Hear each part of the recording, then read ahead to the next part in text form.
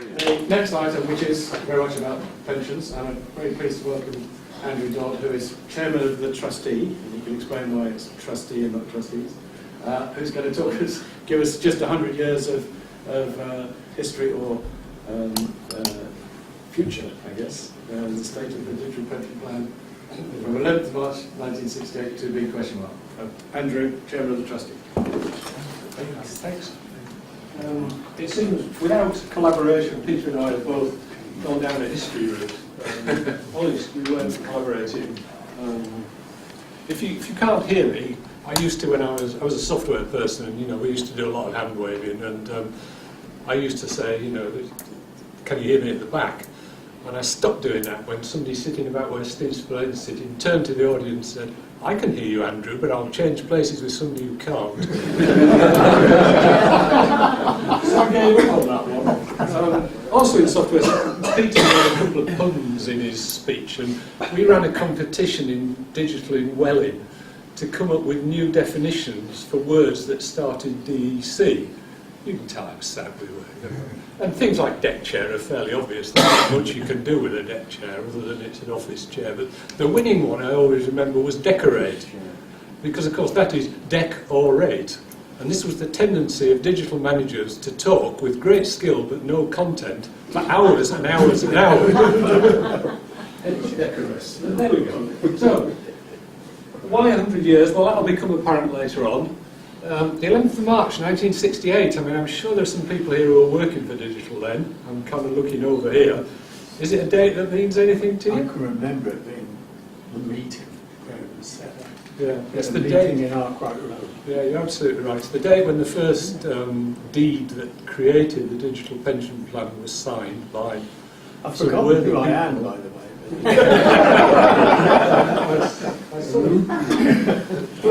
We'll do some photos later and try and so that's when it started. But why is it 100 years? And also, there's a health warning on this. Don't worry. Everything I'm going to say, you should not worry about. Maybe. You can panic, yeah, you can run around like it. That's what I do. I have chicken mode. I didn't realise that we share the same goal. You'll see the annual report as Dexodus, because we have this huge bag of money, and it's currently £3.5 billion that I'm responsible for as chairman of the trustee. And the goal is to pay the last pensioner the month in which he dies. And very soon in your life as a trustee, you start to have to be comfortable with living and, sadly, dying, because mortality and longevity drive a pension fund probably more than anything else. So in 1968, a man who got to 65, and we all worked, everybody worked then, he was expected to die in 5 years.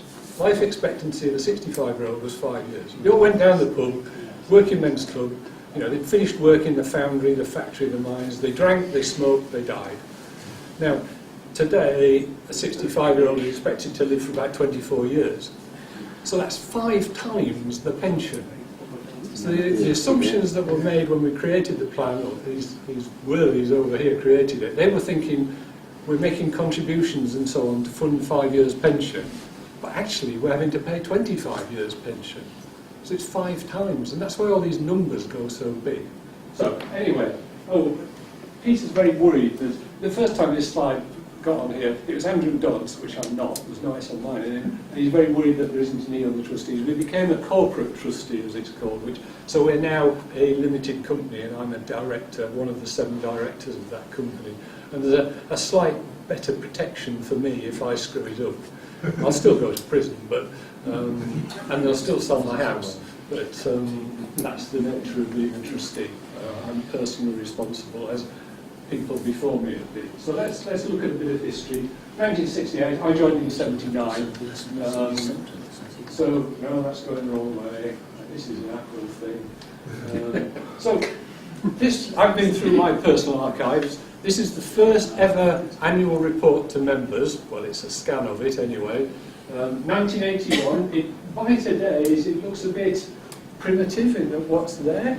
My wife has helpfully written on the corner when it arrived in our house that it was April 1981, otherwise I don't think I'd know what it was. So you can't read that, so I can't read it either. So the trustees were Darrell Barber, Martin Ranwell, Peter Thompson, Dave Lawrence and John Shanklin. So an august bunch of people. And in 1978, going back a bit further, the pension fund was £1,300,000. So we've grown it 1,000-fold in 40 years, in very round figures. So lots of money slushes around in here. Yeah, by 1981 it was 5.6 million, but we merged Scotland by then. We brought in Digital Scotland pension plan as well. The next one that turns up, do you remember these? This is the 1986 brochure. I actually have the real thing here. What had changed? Oh, Alistair Wright was the trustee who replaced Darrell Barber. I guess he'd gone back by then, hadn't he? All the other trustees were the same. And it's interesting to me to see this, because what I'm being told now is that my reports to you guys are just all words and numbers, and they're far too boring, and you won't engage and you won't understand. And we ought to do videos, and we ought to send them to your mobile smartphones with pictures of things like this. You know, and it's very similar to what these guys who think they're so clever and up to date. But actually, the digital trustees and their advisors at the time were doing exactly the right things to engage us with pensions. And it's probably at this point, because I've now joined Digital, I joined in '79, if I'd been asked, my significant digital birthday was the 12th of September 1979, because I was 25, and I had to join the company pension scheme. There was no ifs, no buts, it was compulsory. And then at some point, and I can't remember the date, I'm sorry, the government did away with compulsory pension requirements. 10 years ago, some civil servant oikor who had dreamed up auto-enrolment and said, we ought to make this compulsory, didn't we? So we've spent the last 10 years producing auto-enrolment where people are not putting enough money into their pensions and they're never going to get a decent pension, whereas in this time, you know, within reason, those of us who worked there for a good number of years are getting a good pension now to this scheme. You know, so they destroyed something that was good for something that was less good. I should have said, if you have questions on what I'm saying, do ask me, but there'll be time at the end to talk about anything you like. So bringing us right up to date and similar numbers, this is just the digital section. There is an HP section, which I have one slide about, please indulge me, because we do have to think, well, I have to think about these people. I've had to embrace every single one of them. So we have currently 146 people still working for Hewlett Packard. It's not very many, and it's dwindling fast. 5,000 people still to take their pension, and 4,500 who are already pensioners. So we're on this cusp of just swapping over from more deferreds and more pensioners. We're just about there, and this is really my theme, really. We are at a point where the digital pension plan is going to go undergo some real changes over the next 10 years. I'll elaborate on that in a minute. We have about 1.8 million of assets. Liabilities are a little bit more than that, but not much. We're about 97% funded on current measures. So we're in a good place. It's trying to create we're trying to get this bag of money big enough to pay all the pensions through to the last person dying. Yeah. Active but not contributing, is that right? No, they're contributing. It's not been closed? No. It's a final salary scheme and it's still open? Yes. For 146 people and about the same number of HP people. So we've got just over 300 in both sections active in the DB scheme accruing pension. We closed to new members in 1997 in the digital section and 1999 in the HP section. So there's been no new members of the plan since 1997. 97, okay. Yeah. It's my brother I'm interested in. He's just retired, but he was told the HP pension was closed 2 years ago, well, maybe 1 year ago. No, not true. Sorry. Time for a minute. We still get the contributions from the members through as deductions in their salary, so it's very definitely still open to future accrual. Okay. I'm paying £3.5 million a month out in pensions. In 1986, we were paying £48,000 of pensions per annum to 34 people. So we were paying just over £1,000 a year pension to those people in 1986. Transfers, you know, we had this new pensions flexibility where you can all get your pension and go and buy a Lamborghini, as Steve Webb said at the time. We're paying not that much, 2 to 4 million per calendar month, so 50 million a year is people transferring out of the digital plan to go and do something else with their money. And I don't know or mind, well, I mind what they're doing with it, and I know where it's all going, but it's their right to do so. It tends to be two types of people. It's people with very small pension funds. You know, if you've got £5,000 of transfer value in the digital plan, you've probably got a lot more pensions somewhere else. And as you approach retirement, it makes sense to consolidate all that together. The other end are people taking up to several million. I think 5 million is the biggest transfer out I've seen. And those are people who are sophisticated investors, or at least they've got a lot of money, and they think they've got the time and the inclination, you know, to work with a financial advisor and all this and manage that pension better than I can over the next 50 years. So there are some very big pensions in the plan, but you know, if you've worked 40 years and had a senior job, the HP section is on bonus salary. Ours is always basic salary, but the HP plan includes sales bonuses. You know, so if you were, I don't know, selling to BT and you literally had a good bonus scheme and earned thousands and thousands, you could end up there very big. And that's life. You have to do with these people. Andrew, if 5,267 people wrote to someone and say, I'd like a transfer value, and they all said, yes, please, would that completely screw up the... No, I'd be delighted. You'd be delighted. The value of the transfer out is less than their entitlement to pension. So every time somebody transfers out, I make a win. It's not much, but you set the calculation so that it's just slightly negative. You're fair to these people, but you don't want to give them more than their entitlement. There would be a cash flow problem. You know, if everybody said I wanted out at the end of March, I'd be struggling to disinvest the investments to pay that actual money cash to them. But you know, if it happens over a few years. So anyway, we're paying out about 100 million a year, one way or another, out of the plan, from our 1.8 billion pounds. Sorry, what did you say the numbers were? Now you've got how many people in the Dex still paying pensions? In Dex Earning pensions, there are 140 contributing people still earning pensions. in Dex. So again, that's a big change because this. So we get about £2 million a year from HP as contributions to the pension scheme, but it's nowhere near what we're paying out. If you go back to '86, there was more money coming in from the 2,000 people who were working for DEC than these 34 pensions that were going out. So there's another big change going on, and the money's going out. But I'm not worried because we've done all the sums. Don't worry. Trust me, I'm a doctor. So, why is this not moving? Now I turned it off.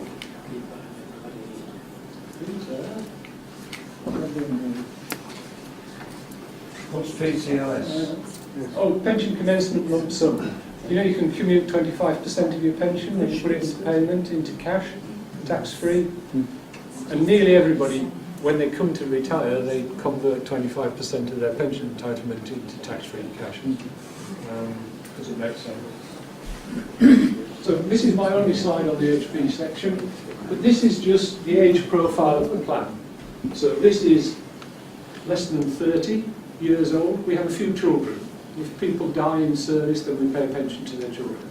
If pensioners have a child under 18, we'll pay a pension to them. So there's a slight little blip there, and that's the children. And our oldest pensioner is 96. I think he's here tonight. But that's the profile. And that's kind of, I think, if you did an age profile of any body that was represented, you'd get that kind of level. So that's the HP section. And if you look at, working here, it's all right. And that's us. That's the digital section. So what should strike you, if you flip between these two a little bit, is that we're older than them. There are more of us retired than them. And it doesn't show it on here, but we actually have lower pensions than they do. In general, HP were better paid than we were. That's just history. There's nothing I can do about that. It's just a fact. They were better paid than we were. The little blue bit, that's the actives. The orange is the deferred people, and the grey is the pensioners. I probably should have explained that first, but don't do that. So from that, if you run forward that picture in 10 years, then it's kind of a no-brainer. All these, you can first, the lowest age you can retire is 55. So if you move all this 10 years across, everything up to there, everything from here is going to be at least 55 and could retire. You have to assume that by 60, so if you start at 50, they'll all be 60. Our assumption is they will all retire by 60. So the next 10 years, those 5,000 digital deferreds and the 5,000, slightly less, it's about 3,500 HP deferreds, those 8,000 people will all retire. And there will be very, very few deferreds left. And that starts to make a change that I'd like to explain to you. So, what happens next? If I get it right, it's just a nice gradual decline of the pension fund to paying that last person his pension in the month he dies. And, you know, I'm sorry if any of you guys have recently had bereavements or deaths or anything like that, but it's something that drives the whole way the pension scheme works. So what I can do, or what I can get my actuaries to do, is a chart like this. So this is the cash flow.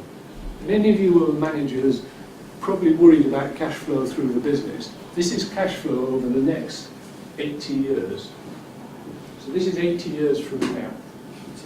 And we'll just have possibly one or two of those children still receiving a pension. We've got a couple of children who are disabled and will never work and they'll never earn a living. And they will get a pension for the rest of their life, however long they live.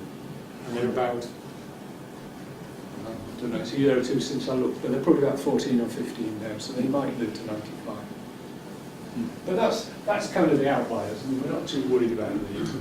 But, you know, the next 55 years, virtually all money will be gone. Maximum cash flow comes in about 10 to 15 years. It has this big rump of deferred. Should I say rump? You know what I mean? No, maybe not. There's this big number of deferred people retire, but the people haven't really started to die down the tail. So that's when cash flow maxes out. So we get to big cash flow out, and this is just the pensions, this is not the transfers, of about 80 million. Now once the people have retired, of course, there won't be any transfers going on. The accrual will have finished. There won't be any actives really in another 10, 15 years. They'll all have retired or maybe deferred or whatever. So we're at this point of change. We've all seen the pension plan growing from that 1.3 million to 1.3 billion, and we've all been quite happy with it going upwards. So when you start to get your annual reports, it won't happen overnight. It's something that will just gradually go over the top, and you'll start to see it going down. So we can run through the next 50 years with some charts. I'll come back to that one actually, having done this. So this is just 2017 and the shape of the curve and how we're going to pay the liability. So we can run this for the next few years. So it's moving across to the right and it's getting smaller. And there we are, 2067. There's not many of us left. I would be here. And that's 100 years. You know, that's the basis of the slide. It was founded by Jeff and the guys in 1968. 2067, the plans will have gone. Because there's been no new members since 1997. So it's an absolute inevitability. If you're a local government scheme, you know, something like teachers, nurses, these kind of things, you know, people are still joining and coming in and earning, and it's more like an insurance scheme that just goes on forever. So we can run that back again. Kind of, I missed the slide out because it's just kind of interesting. This is kind of the base data. So sort of 2 million liabilities today. The average age of the plan is 60. I think we're doing a good job of pulling the average up in here tonight. We're kind of 11%, 40%, 48% pensioners. So the deferreds and actives disappear by 2037. By then, the average age of the plan will be 76, 84, 90. And those last few at 67, 2067, the average age will be 96.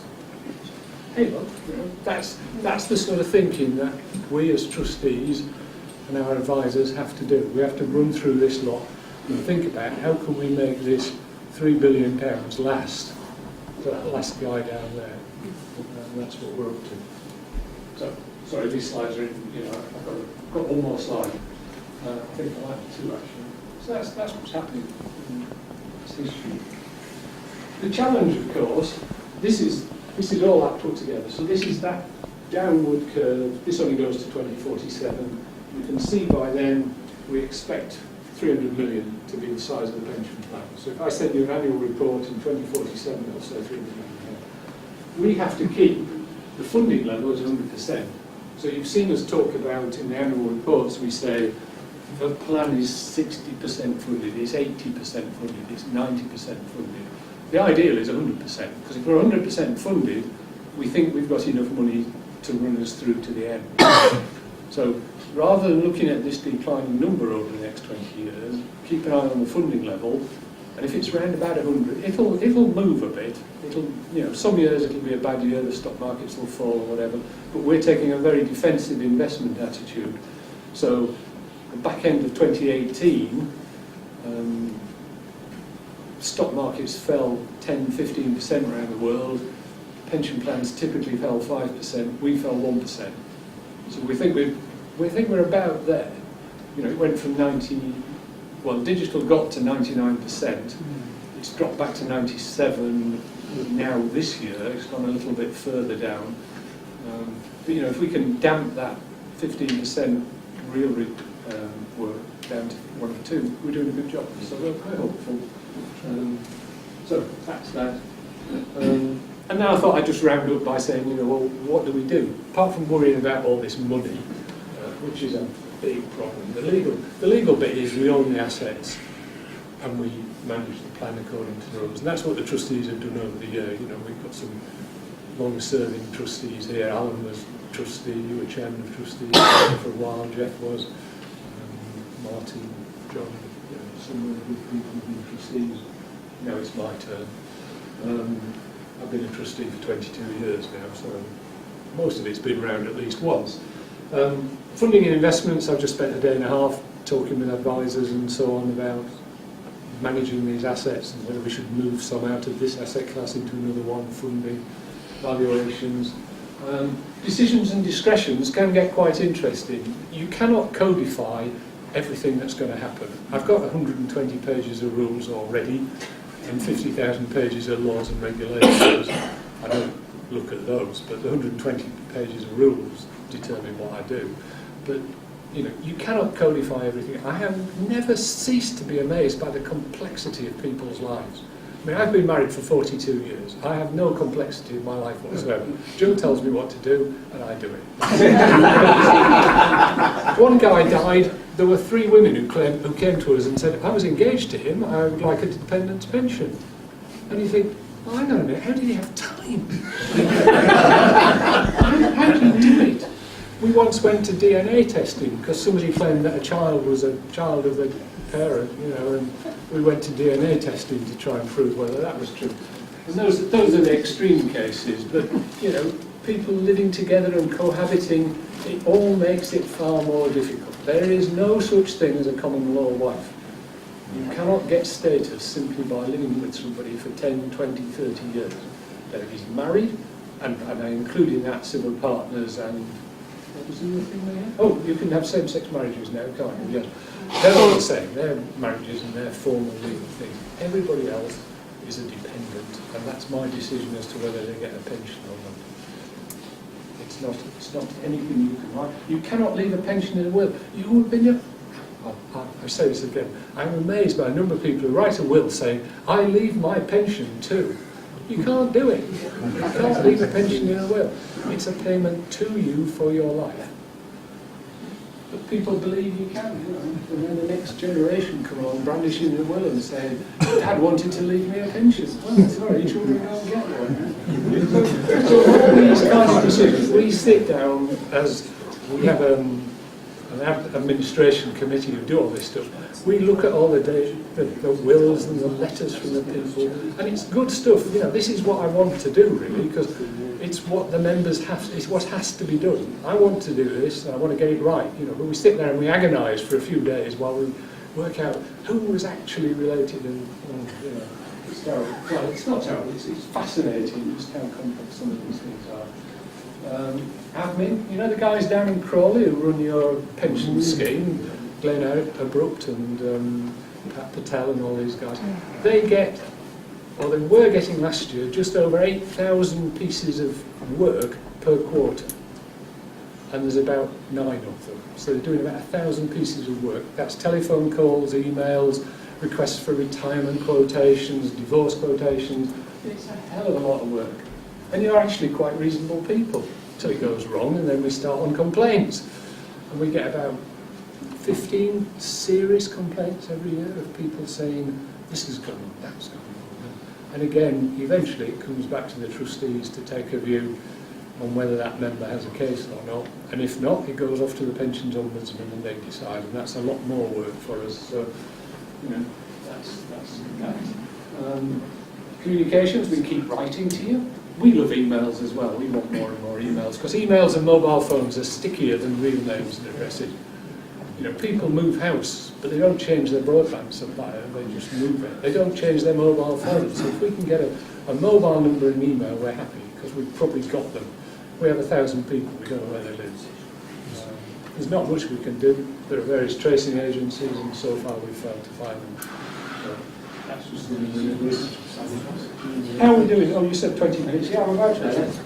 Projects, I haven't put on here, but there was the dread GDPR. That really is the world of mad, is GDPR. It's just completely bonkers. I mean, you're 1,000 people, and arguably, you know, you should have to come under GDPR. My wife runs a gardening society with 30 people in it, and she's had to do the GDPR stuff and say, you know, I'm keeping your data on my computer and it's nowhere else. And for us, it's just been a complete waste of time. We've had a lot of work with JMP. I don't know I want to get into this even, but guaranteed minimum pension was where we could opt out of state second pension, contract out was the formal way, between 1978 and 1997. So JMP reconciliation was the government saying, we're going to stop all this in spring 2018. So all pension schemes have to reconcile with HMRC all of their GMP records. So we did all this stuff, and it was a win for us actually, because HP had a medical division. If some of you remember, they had a medical and instruments division. You know, every field service engineer had an HP oscilloscope, didn't they, and an HP multimeter and all this kind of stuff. They were the bee's knees of instruments. Their medical division. They spun that off as Agilent. And according to HMRC, we still had all those pensioners. So we had 1,400 people in the HP section, according to HMRC, who were gone. And we resolved that and got rid of all that problem out. So it was a good cleaning up exercise, was GMP reconciliation. That was a good thing to do. GMP equalisation is another thing that's come out this year. And that's just nonsense, it really is. GMP was never an equal benefit. Women only worked till 60, so they were always better off because they earned their GMP pension over a shorter period, up to 1960. And now they're saying you've got to apply the rules for a man and a woman every year, and whichever one got the better, then you apply it to both of them because you've got to equal. So we're going back over records that go back to 1978. And nobody will actually tell us exactly how to do this. So we're kind of just sitting on our hands for a bit while we worry about it. And then we'll have to roll those forward for people who were still in service between 1990 and 1997. It's only those people. And it's going to make less than 1% difference to people's pensions. The preliminary work says it's less than 1%. It's just a complete waste of time. It's just money for consultants. Anyway, there you go. Such is life.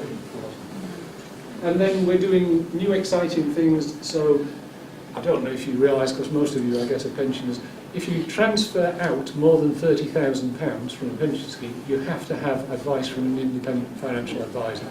You can't just tell us to do it anymore. You have to demonstrate that you've taken advice. It may be advice that says don't do it, but as long as you've had the advice and you are either adopting it or going against whatever, we can do it. So this typically can cost £10,000 to get that advice. So we're subsidising this with company agreement with one IFA, big IFA, and making it available to members coming up to retirement. And it's only on that retirement piece, and it will cost the members 250 quid. So, you know, but it's economy of scale. We can say to these advisors, over the next 10 years, you may get 10,000 people coming to you for advice. And they say, oh, that's a great plan. Because the work is actually mostly understanding our pension scheme. It's not about understanding the individual, it's understanding the pension. So they do that once, and they write some notes and guidance for their IFAs, and then they can have a very quick conversation with people and deliver it. So we're paying 250 quid and the members paying 250 quid, so that's a good thing. So we try and keep innovating and doing good things, but it only applies to people who haven't retired yet.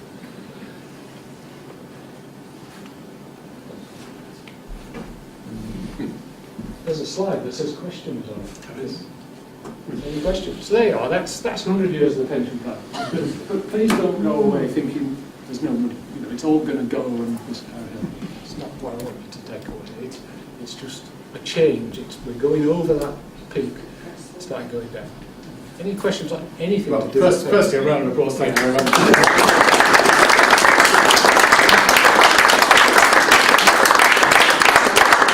Happy to take a few questions, but if you've got like a personal issue which isn't maybe of interest to the rest of the audience, if you want to catch Andrew afterwards, that would save time, given that we're up to 9:30 and the bar's still open.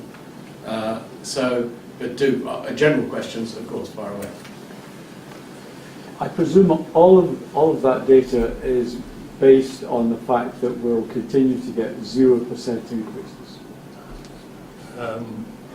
Yeah, the calculations are, certainly, yes. Thank you. And if we didn't, those numbers would change. If we do get discretionary increases, those numbers will have to go up a bit. Yeah. Yes. What do you see as your biggest single risk? Something that could happen that would cause the whole thing to just go completely wrong? That's a hard one. If you want my opinion on what the biggest risk at the moment is, it's that HP disappears. This is what's turned the covenant, but the company is still responsible for the balance of cost of the scheme. So, you know, if we do go down in our funding levels, the company is responsible to top that up again. So they still have to be there. And it's quite hard for a pension scheme, even though we've got the money, it's hard for a pension scheme to exist without a sponsoring employer. And that's HP at the moment. So what would exactly happen depends on the time and the situation. So we might go into the PPF, you know, this pension protection fund that the government created but don't fund a few years ago, and that would protect our pensions within the PPF. We probably are big enough and strong enough to be able to carry on our own without a sponsoring employer. That would be quite hard to get structured in the first place. But that's a big risk, because I don't know what anybody thinks here, but my personal opinion is that being a computer manufacturer today is not the place it was 30, 40 years ago. You know, we're all into commodity. The big people are building their own boxes out of white boxes and components. You know, Microsoft and Google, they don't buy computers, they buy bits and make their own computers. So there is a risk there. That's one. I mean, I could lie awake worrying about something like a 1930s crash, you know, where the whole financial, and we thought it happened in 2008, wasn't it? We thought it happened, but in fact it never really troubled too many of us. I mean, there were some big disasters, but it never really hit. But, I mean, you can't worry about that kind of thing, because if that happens, and, you know, we're all wheeling wheelbarrows of Deutschmarks around, then, you know, it's just beyond comprehension, really. We're all in the doo-doo if that happens. So, if you want my opinion, the next 10 years we just carry on as we are. We try and manage the plan and run it at about 100% funding and pay out pensions and everybody retires and the plan continues. And beyond that, I'm not sure I have too much that I can predict. Supplemental on increases then. So from what you're saying is, if the miracle happened and we did get change in the law that compelled increases, Yes. that would then put a burden directly on HP to top up the fund regularly. Every time they made an increase, they'd have to make a contribution. Yes.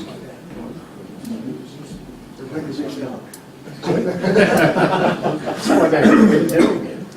Yes, yes.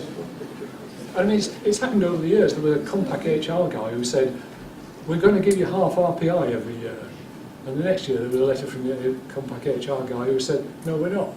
Because the actuaries had taken him to one side and explained how much it was going to cost him. Because you have to, if you make an increase to a pension, you have to fund it to the end.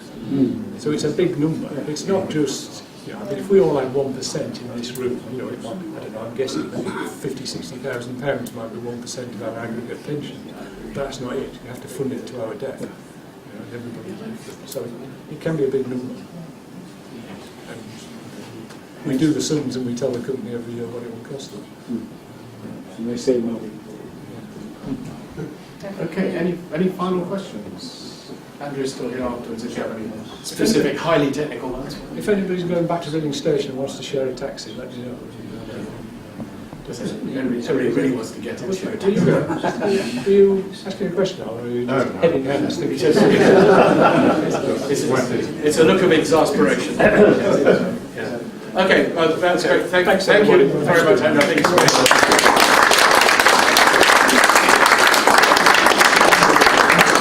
Very good of him to come here, and he has been at previous meetings and answer questions, but I think it's good to have the chairman of the trustee panel here to go, those of us who have an interest in the pension fund, to hear what's happening, and it seems to be in reasonably good hands. It'd just be nice if they could as an information. Thanks, Andrew. That's it for this evening. Thank you all for coming.